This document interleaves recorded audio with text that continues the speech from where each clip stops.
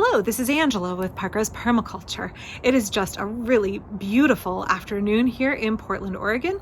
We're standing in the backyard of my 14-year-old permaculture garden. We are in Zone 8B. I've been practicing permaculture for more than 20 years. Obviously here on this site for 14. In the past, I've had balcony gardens in inner city St. Louis. I have gardened in rural Oregon and a large garden where I used a tractor, and we had probably like 3/4 of an acre of veggies. And now I have a permaculture garden here, and it is absolutely my passion. It is something that I enjoy doing every day, and it is something that consistently teaches me not only more about myself, but also the more I interact with my garden and the more years I spend doing this, the more I learn some really important things about growing food and about being a gardener. And some of these things I've learned through trial and error, and some of them have taken me a long time to really kind of wrap my brain around. But I was in a chat in my local garden club, and a woman had a question or made a remark, and I left a reply to her question that to me seemed really self-explanatory, and it seemed kind of obvious. And her reply was, "Oh my gosh, I had never thought of this topic this way before. And I wish I had conceptualized of this specific issue the way you are framing it many, many years ago. I wish I had had a different understanding." So I thought, I've been doing this a long time, I have a lot of expertise. Let's talk briefly about 7 things that I as a gardener have learned through trial and error that have benefited me and my system tremendously. I'm grateful that I know these things now, but I wish I had learned them earlier on in the process. So maybe they will be helpful to you, and maybe you won't have to go through a couple of years of hands-on trial and error, or experiencing a number of years where you don't quite have these in your lexicon, in your worldview of the garden. And maybe that will give you a leg up. So I hope this video is helpful for you. So let's dive into the 7 things that I am so grateful to have learned in my garden, about my garden, but I kind of wish I'd learned them a little bit earlier. Number 1 is don't underestimate the workload. We can think early on that the bulk of the work is in the planting and kind of forget about the maintenance parts. I feel like it took me a number of years to really plan appropriately for the quantity of work I would have, particularly when it comes to watering, or it comes to mulching, or specifically to harvesting and processing the harvest. I underestimated the workload early on. And so I wish I had planned all the way from planting all the way through to harvest and processing a little bit more strategically early on. So by underestimating the work in those early years, I found that I was scrambling at later periods in the season, be it late summer when things were dry and needed a lot more watering, be it when I was harvesting and processing in the autumn, or maybe in the winter, the amount of time I would need to spend mulching. I found that if I have an accurate understanding of what I'm setting myself up for, what I'm getting into, I will plan appropriately and leave the appropriate amount of time, and I won't be so stressed out. Gardening will feel like something I look forward to doing instead of something that I'm frantically squeezing in the middle of my busy schedule because, oops, I had not really anticipated the level of work. Number 2 is don't buy too much early on. Permaculture stresses slow, small solutions. It can be very, very tempting for us when we see the garden catalog. Oh, I'm so guilty of this. I'm so guilty of this.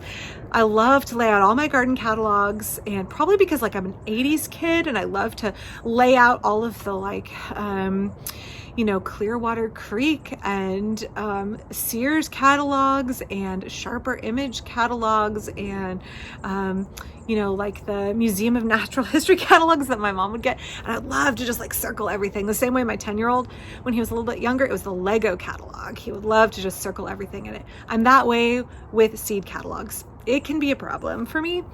So early on, I typically would buy far more than I needed to, far more than I had the space, and far more than I had the time or incentive to grow. And I would end up with a lot of leftover seeds. So early on, buy less than you think. because every seed packet is going to have a heck of a lot of seeds in it. And it's okay. It's okay to go back and buy a start. In fact, I have a video on tomatoes about how I don't actually start tomatoes from seed anymore at all.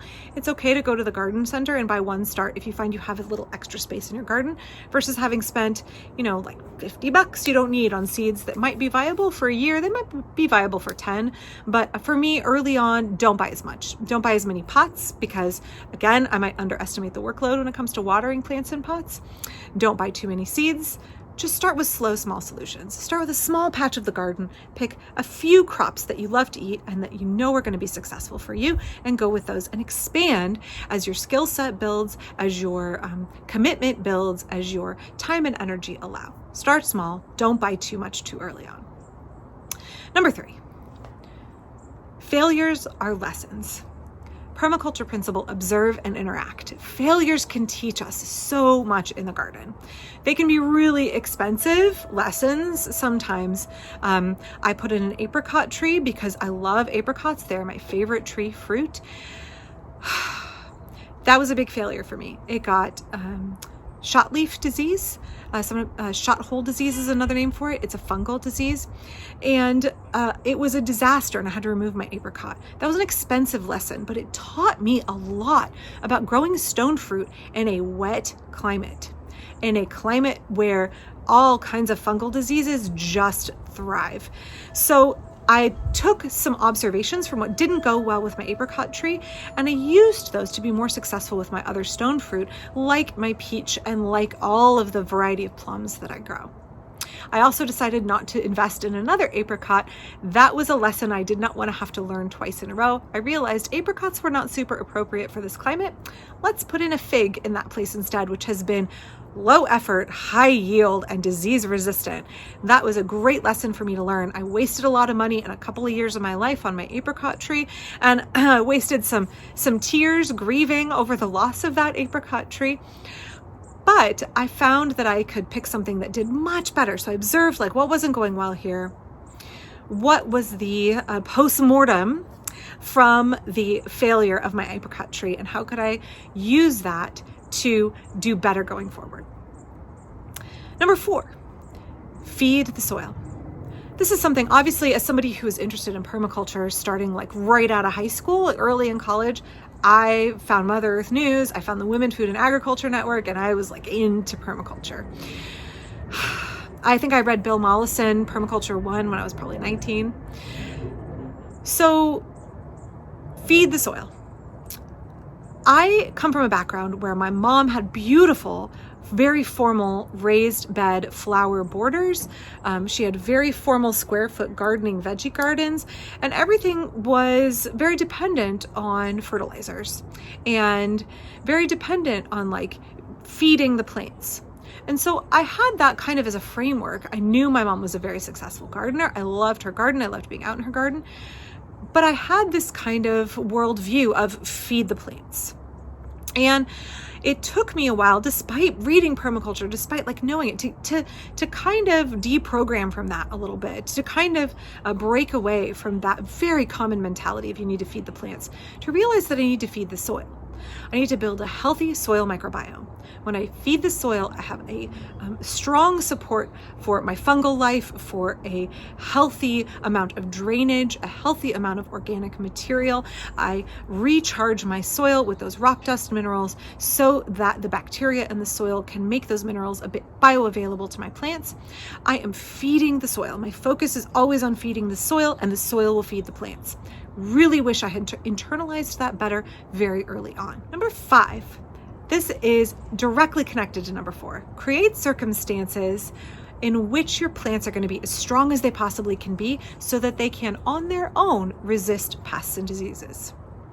This is a really big shift from the modern agricultural mindset where we need to spray everything, right? It's all about us as the gardener superimposing chemicals and interventions on our plants, because without us, they would die from pests and diseases, right? They would be overwhelmed with pest pressure.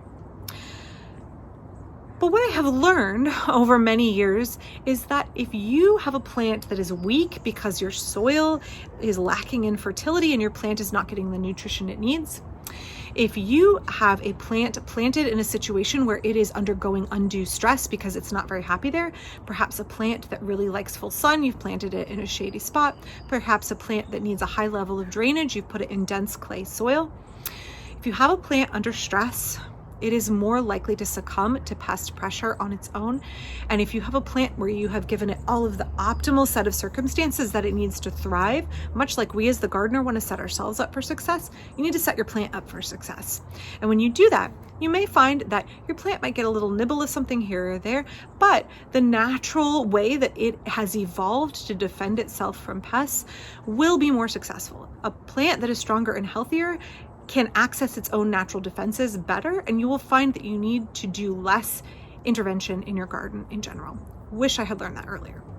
So number 6 ties into number 5, just like number 5 tied into number 4. Number 6 is it's all about balance. It's not a war that we're trying to win. It's about striking a happy medium. As much as I love the kind of Martha Stewart garden shoots, and I love the kind of, fine gardening magazine spreads, and I love those pictures of kind of Tasha Tudor's idyllic country garden look, the reality of a garden is you're gonna have a mix of beneficial and maybe kind of antagonistic wildlife in it. And that for me, what I'm trying to create is a garden ecosystem where everything thrives. And if we think about it as a war, we're not trying to strike a balance. We are trying to win, and we're trying to obliterate pests in the garden. What we're actually doing is harming ourselves and our garden ecosystem in the long term. When folks, post in garden groups and they want to know what kind of pesticide to use, and oh my gosh, when people post about 7, do not get me started.